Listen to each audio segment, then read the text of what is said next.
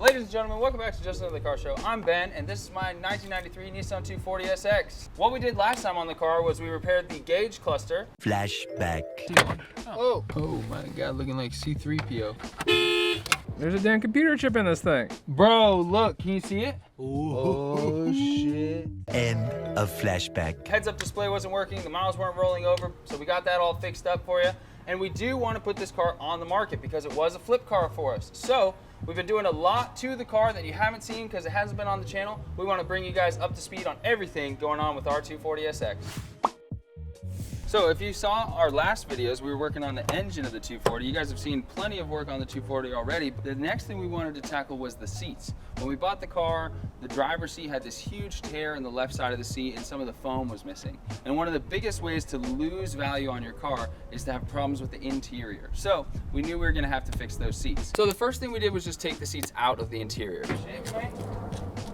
Boom. And we noticed, you know, this car is 30 something years old. Is that correct? 30 years old. It's exactly 30 years old. And we know it's probably never been completely detailed. I bought a $100 carpet shampooer on Amazon. You can check it out in the link below. Super easy to get, super easy to do yourself. Fill one side with water and chemicals, and the other side fills up with the dirty water when you're done with it.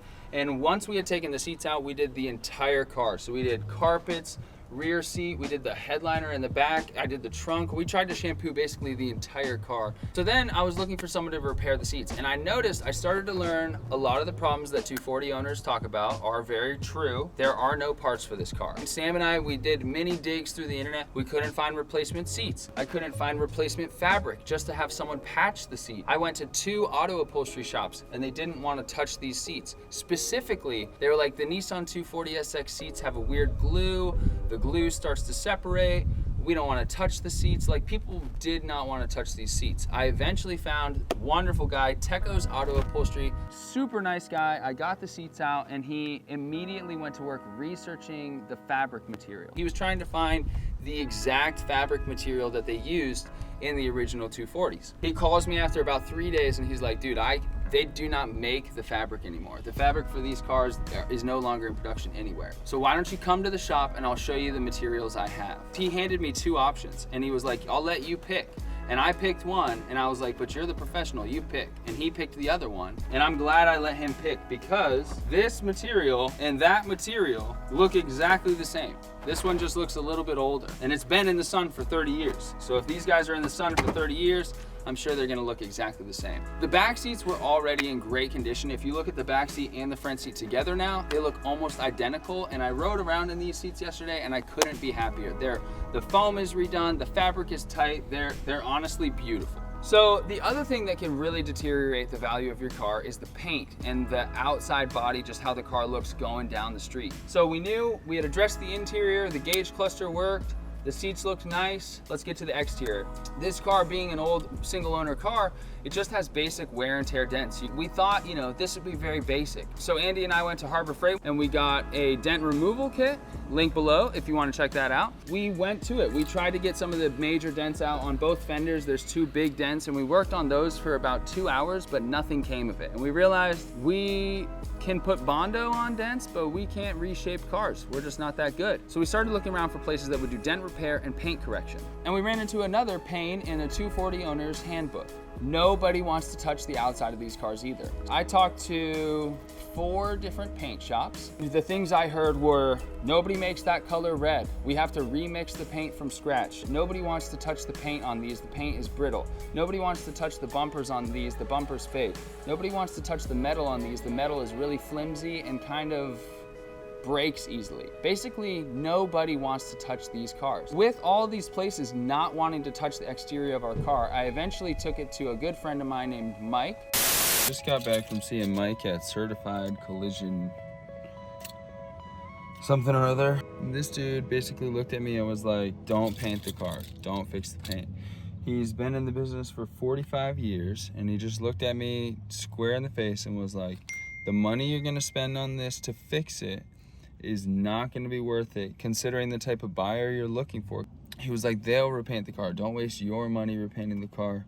I've been doing this a long time. He showed me his 280Z. So Mike convinced me. I saved a little bit of money, and Sam and I decided we were gonna do the best we could with the exterior of the car ourselves.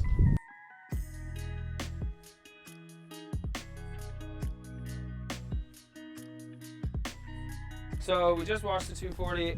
We're getting ready to do, because nobody would help us with the paint, we're gonna do it ourselves. That's how we do it out here at Jackson. You know, we went over to AutoZone. Sam got us Meguiar's Ultimate Compound. We have this to start on some of these really rough areas. You might be able to see like right here where the paint is actually completely faded. The trunk looks bad, this looks bad. There's some sections of the car that we're gonna hit with this. This basically cuts, so this will actually go really deep into the paint, aka you don't want to use a lot of this. And we'll try to show you guys what it looks like before and after. And then we're also gonna hit it, what's the other compound we got, Sam? Show car glaze. Show car glaze. And then we got Green Turtle Ceramic. I love Green Turtle products, bro. That logo's so cute. Green Turtle and Sinclair, come on, man. This compound onto our little, what do we call this, applicator pad? Okay, and then Sam, so we're gonna do a 2-foot section. So we'll cut off here at the middle of the trunk and the edge of the spoiler here. We'll just do this right here.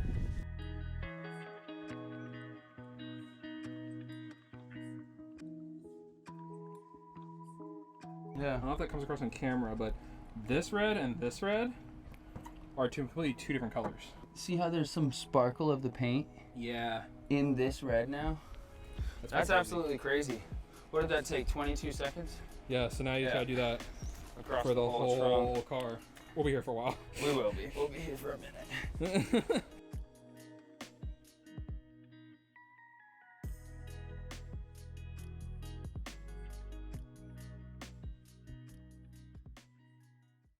So like you saw yesterday, we were using Meguiar's Compound and Polish, and this little pillar here was in really bad shape. There was basically paint fade down, up and down the whole thing. And after just one pass with the compound and one pass with the polish, I mean, to us, the naked eye, it looks perfect. To the camera, hopefully it looks perfect. Like, I don't, Sam, do you see anything? No, I it don't looks great to me. It looks great. But after just one pass, we really think the car is starting to, you know, show a little bit more life. So the last thing we were trying to fix was the headlights. If you saw our diagnosis of the 240 video, which is linked here, you saw that we wanted to fix these headlights and allow them to go up and down. Well, where are they? They're up. They're still up. We've never done so much electrical work on a single thing on a single car for so long. Sam got frustrated that it took 3 hours the other day to put an AFR gauge in his Ranchero.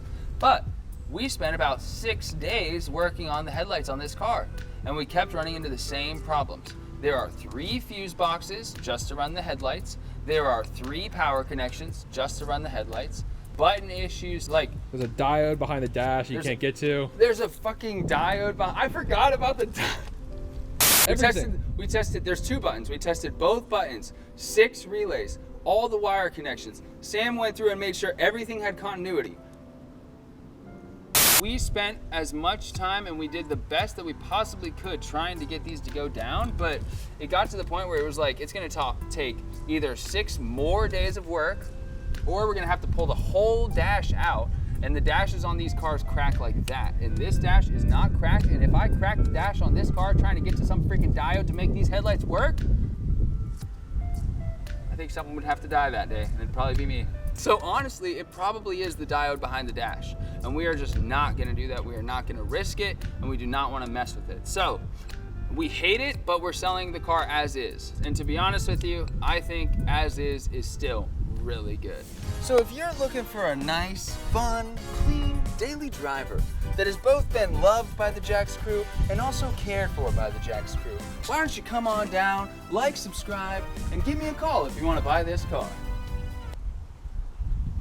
I think that works. So please like, please subscribe, and if you know anybody looking for a 240SX, give me a call.